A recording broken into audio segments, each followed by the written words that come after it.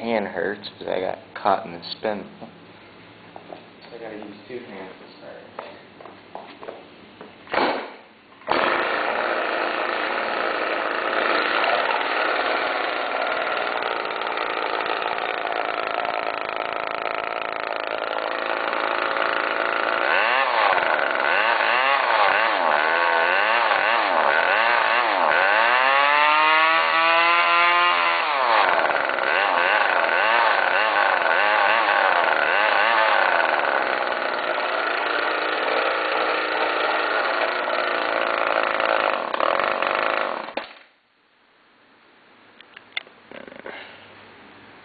Look at that, got my finger pretty good.